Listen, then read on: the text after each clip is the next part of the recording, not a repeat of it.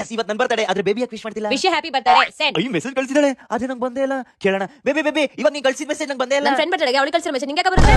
ಸರಿ baby baby ನೆನಪಾಯ್ತಾ? ನೆನಪಾಯ್ತು, ಹೋಗ್ತಾ ಬಾಗ್ಲಾಕೊಂಡು ಹೋಗು. ನಿಮ್ಮ ಅಜ್ಜಿ ಬೇಬಿ ನನ್ನ ಬರ್ತಡೇ ನೆನ್ಪಿಟ್ಕೊಂಡಿಲ್ಲ ಇವಳಜ್ಜಿ. ಬಾಬು ಏನಣ್ಣ? ತಗೋ 500 ರೂಪಾಯಿ ಗಿಫ್ಟ್ ಆಬಾ. ಅಯ್ಯೋ ನಮ್ಮ ಅಣ್ಣಂಗೆ ನನ್ನ ಬರ್ತಡೇ ನೆನಪಿದೆ. ಥ್ಯಾಂಕ್ ಯು ಅಣ್ಣ. Thank you. ನನ್ನ ಫ್ರೆಂಡ್ ಬರ್ತಾರೆ ಗಿಫ್ಟ್ ಕೊಡ್ಬೇಕು.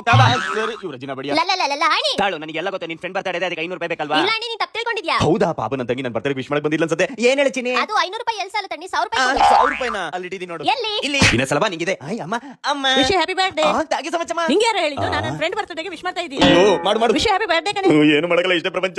ಮಗನೇ ಇದ್ಯಾಕೆ? ಹುಟ್ಟಿದಬ್ಬ ಅಲ್ವಾ, ದೇವರಿಗೆ ಅರ್ಚನೆ ಮಾಡ್ತೀನಿ. ಹೌದಾ? ಇವತ್ತು ನಾನು ಇಷ್ಟಪಡುವ ರಮ್ಯನ ಬರ್ತೇನೆ, ಅದಕ್ಕೆ ನಾನು ಅರ್ಚನೆ ಮಾಡ್ತೀನಿ. ನಿಮ್ದೊಳ್ಳೆ ಎಲ್ರಿದು ಬರೀ ಇದೇ ಆಗೋಯ್ತು. ಯಾಕೆ ಬಚ್ಚಲಾಗಿದ್ಯಾ? ಯಾರು? ಅಲ್ಲೇ ನೋಡಿ, ಇಲ್ಲಿ ನೋಡು. ಯಾಕೆ ಬಚ್ಚಲಾಗಿದೆ? ಏನಾಯ್ತು? ಏನಂತ ಹೇಳೋದು? ನಮ್ಮ ಮನೆಯವರಿಗೆ ನನ್ನ ಬರ್ತಡೇ ಬಿಟ್ಟು ಎಲ್ರಿಗೂ ನೆನಪಿದೆ. ಹೌದಾ, ಓ ತಿಂಗಳು ನನ್ನ ಬರ್ತ್ಡೇಗೆ ಗ್ರ್ಯಾಂಡ್ ಮಾಡಿದ್ರು. ಸುಮ್ಮನೆ ಇರಕ್ಕಲ್ಲ, ಏನಾದ್ರು ಒಂದು ಮಾಡ್ಲೇಬೇಕು. ಇವ್ರೆಲ್ಲರಿಗೂ ಬುದ್ಧಿ ಕಲ್ಸಿ ಕಲ್ಸಿ ನಿಲ್ಸಲ್ಲ. ಇನ್ನ ಮೇಲೆ ಹೋಗ್ಬೇಕು. ಇನ್ನ ಮೇಲೆ ಇವತ್ತು ನನ್ನ ಬರ್ತಡೇ ಕಂಡ್ರು ಬೇಬಿ ಬರ್ತ್ಡೇನಾ? ಒಬ್ಬರಾದ್ರೂ ವಿಶ್ ಮಾಡ್ರು.